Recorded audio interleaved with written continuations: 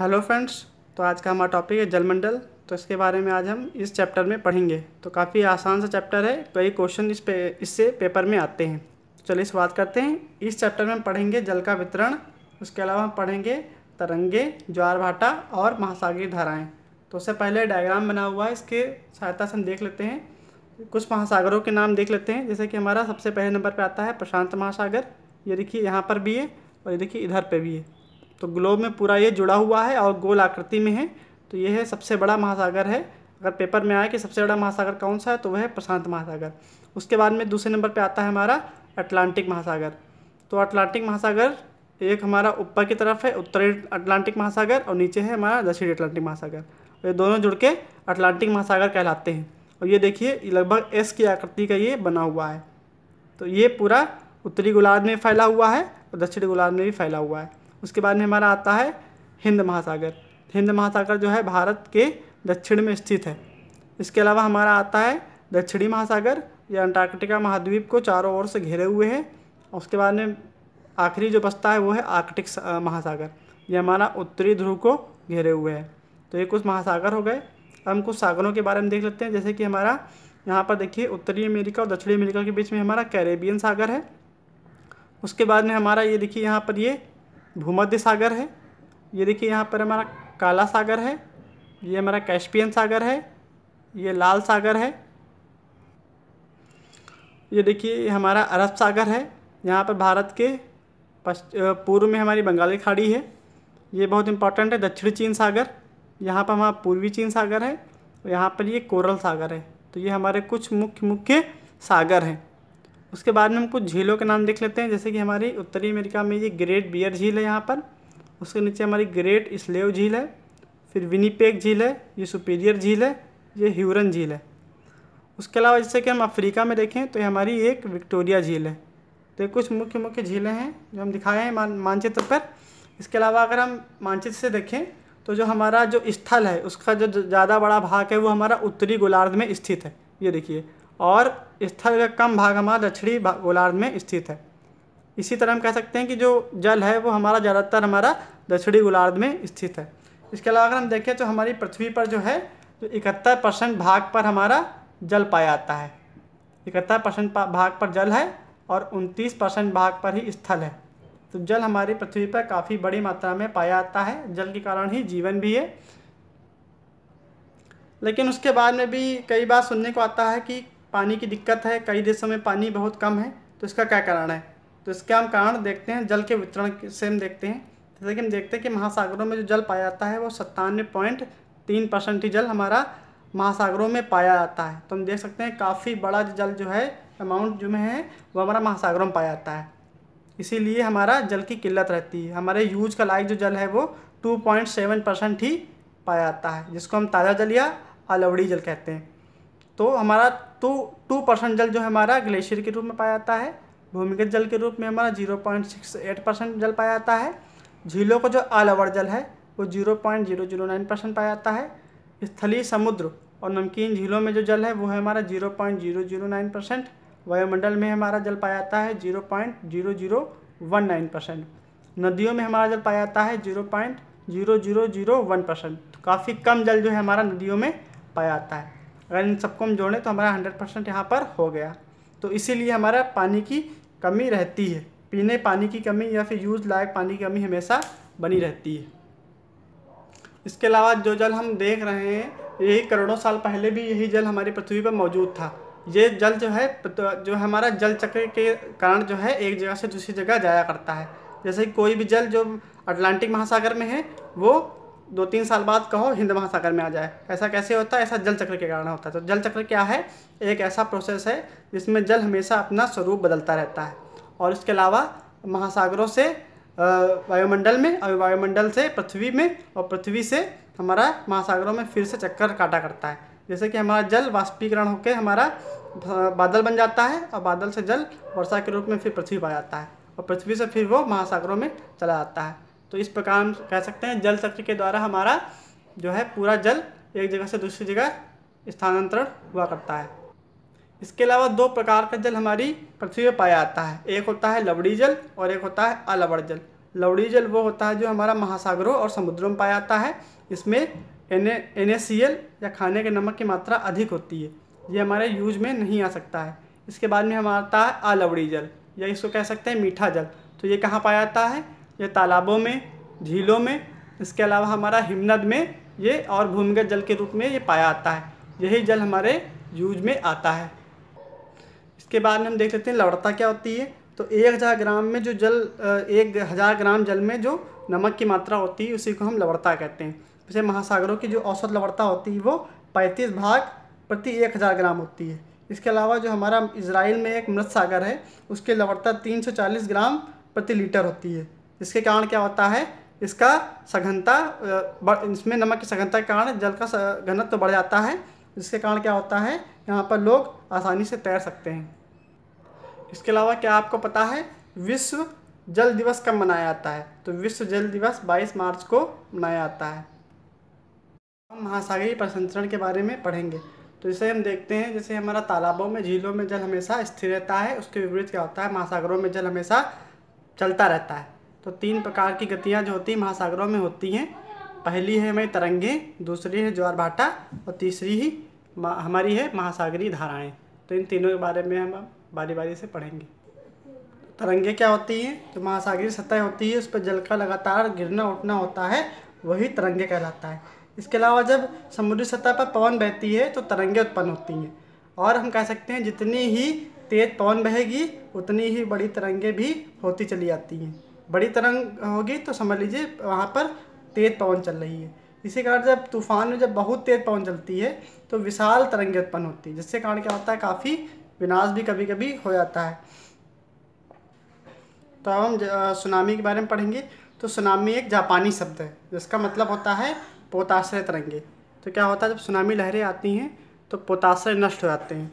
इसके अलावा सुनामी कैसे उत्पन्न होती है? ये भूकंप के कारण उत्पन्न हो सकती हैं, ज्वालामुखी उद्गार के कारण उत्पन्न हो सकती हैं, और इसके अलावा भूस्खलन के कारण भी सुनामी उत्पन्न हो सकती हैं।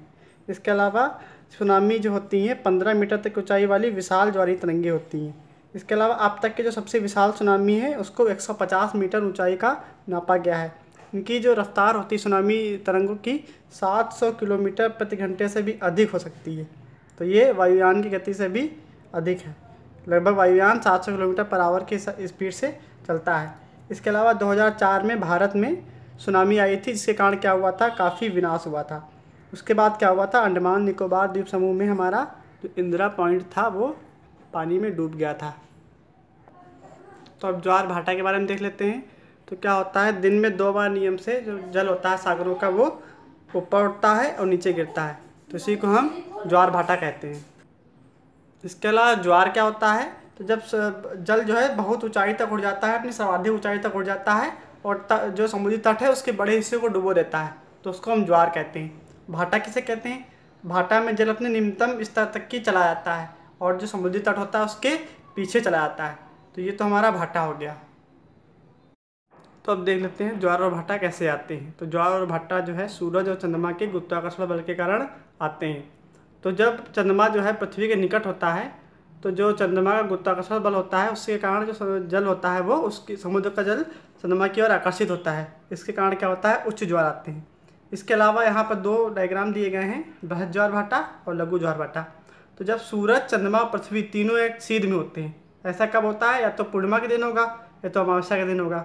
इन दोनों दिन क्या होता है, पूर्णिमा और अमावस्या दिन सूरज, चंद्रमा, पृथ्वी तीनों एक सीध में होते हैं, तो दोनों का गुरुत्वाकर्षण बल पृथ्वी पर एक साथ लगता है। तो इससे क्या होता है, काफ़ी ऊंचे ज्वार भाटे आते हैं, जिसको हम बृहद ज्वार भाटा कहते हैं। इसके अलावा जब चंद्रमा अपने प्रथम अथवा अंतिम चतुर्थांश में होता है तो ये सूरज, पृथ्वी, चंद्रमा तीनों जो है समकोण बनाते हैं। तो इस स्थिति में जो है दोनों का गुरुत्वाकर्षण बल जो है विपरीत दिशा से लगता है। इस कारण क्या होता है, निम्न ज्वार भाटा आते हैं, इसको लघु ज्वार भाटा भी कहा जाता है। अब देख लेते हैं ज्वार और भाटा हमारे लिए किस तरह से उपयोगी होते हैं। तो जो उच्च ज्वार आते हैं वो नाव चलाने के लिए हमारे सहायक होते हैं। तो ये क्या होता है, जल स्तर को तट की ऊंचाई तक पहुंचा देते हैं। इसके कारण क्या होता है, हमारे जहाज जो होते हैं बंदरगाह तक पहुंचने में उनको आसानी होती है। इसके अलावा जब उच्च ज्वार आते हैं तो उस समय मछुआरों को मछली पकड़ने में आसानी होती है, कि मछली जो है तट के निकट आ जाती हैं और इससे उन लोगों को आसानी होती है। इसके अलावा ज्वार भाटे का यूज़ कहीं कहीं पर बिजली बनाने के लिए भी किया जाता है। महासागरीय धाराओं के बारे में देख लेते हैं। तो महासागरीय धाराएं क्या होती हैं? ये निश्चित दिशा में महासागरीय सतह पर बहती हैं और ये नियमित रूप से बहती हैं, तो इन्हें हम महासागरीय जलधाराएं कहते हैं। देखा जाए तो महासागरीय जलधाराएं दो प्रकार की हो सकती हैं, गर्म भी हो सकती हैं, ठंडी भी हो सकती हैं। जैसे कि ये मानचित्र दिया हुआ है, इसमें हम समझेंगे गर्म जलधाराएं कहाँ पर हैं और हमारी ठंडी जलधाराएं कहाँ पर हैं। इससे पहले हम ये जान लें कि जो हमारी गर्म जलधाराएं हैं वो कहाँ पैदा होती हैं। तो सामान्यतः जो गर्म जलधाराएं हैं वो भूमध्य रेखा के पास में उत्पन्न होती हैं और ध्रुव की ओर प्रवाहित होती हैं। जैसे यहाँ पर देखेंगे आप, जो गर्म जलधाराएं हैं वो भूमध्य रेखा के आसपास ही आपको दिखाई देंगी। उसके अलावा अगर हम ठंडी जलधाराएं देखें तो ये ध्रुवों के पास में पैदा हो सकती हैं या फिर उच्च अक्षांशों में पैदा हो सकती हैं। यहाँ पर देखिए ये हमारी लेब्राडोर धारा है, ये उच्च अक्षांशों में पैदा हुई है, ध्रुवों के पास पैदा हुई है। यहाँ पे देखिए कैलिफोर्निया धारा जो है हमारी उच्च अक्षांश में पैदा हुई है। तो जो ठंडी जलधाराएं हैं वो हमारी ध्रुवों के पास में पैदा हो सकती हैं, उच्च अक्षांशों से पैदा हो सकती हैं। बहती कहाँ हैं? ये उष्णकटिबंधों की ओर प्रवाहित होती हैं। जैसे कि हमारी यहाँ पर दिखाया गया है, लेब्राडोर एक शीत जलधारा है और हमारी ये गल्फ स्ट्रीम जो है ये विषुवत की तरफ से पैदा हुई है और ये हमारी ऊपर की तरफ जा रही है, तो ये हमारी ये गर्म जलधारा है। कुछ और हम यहाँ पे जलधाराएं देख लेते हैं, ठंडी और गर्म। तो पहले ठंडी वाली की बात कर लेते हैं। जो काले रंग से दिखाई गई है वो हमारी ठंडी जलधारा है। तो यहाँ पर देखिए जैसे कैलिफोर्निया धारा है, ये ठंडी धारा है। यहाँ पर हम्बोल्डट पेरू धारा है, ये भी ठंडी धारा है। यहाँ पर देखिए, यहाँ पर दक्षिण अमेरिका के पूर्वी किनारे पर देखिए तो यहाँ पर फॉकलैंड धारा है, ये भी ठंडी धारा है। लेब्राडोर धारा है, ये भी ठंडी धारा है। यहाँ पर देखिए अफ्रीका के ऊपरी हिस्से में देखिए कैनेडीज धारा है, ये भी हमारी ठंडी धारा है। निचले हिस्से में देखिए अफ्रीका के ये वेनेजुएला धारा है, ये भी हमारी ठंडी धारा है। इसके अलावा यहाँ पर जो सबसे नीचे दिखाया गया है ये पश्चिमी वायु अपवाह है, ये कि यहाँ से लेकर यहाँ तक ये पश्चिमी वायु अपवाह है। उसके अलावा ऑस्ट्रेलिया के पास में हमारे ये पश्चिमी ऑस्ट्रेलियन धारा है और ये हमारी जापान के पास में आयासियो धारा है। ये सब हमारी ठंडी जलधारा हैं। अब हम गर्म जलधाराओं की बात कर लेते हैं। तो देखिए उत्तरी अमेरिका के पास में यहाँ देखिए अलास्का धारा है, ये हमारी गर्म जलधारा है। उसके बाद में नीचे थोड़ा देखेंगे तो उत्तरी प्रशांत अपवाह है, ये भी हमारा गर्म जलधारा है। यहाँ पर देखिए ये तीर दिखाए गए हैं, ये है उत्तरी विषुवतीय धारा। नीचे देखिए ये जो विपरीत दिशा में जो तीर है ये है विषुवतीय विपरीत धारा और ये हमारा जो नीचे है ये है दक्षिणी विषुवतीय धारा। तो ये सब हमारी गर्म जलधारा हैं। इधर देख लें अगर हम, यहाँ पे हमारी ये ब्राज़ीलियन धारा है, ये इक्वाडोर विपरीत धारा है, ये हमारी दक्षिणी विषुवतीय धारा, ये सब हमारी गर्म धाराएँ हैं।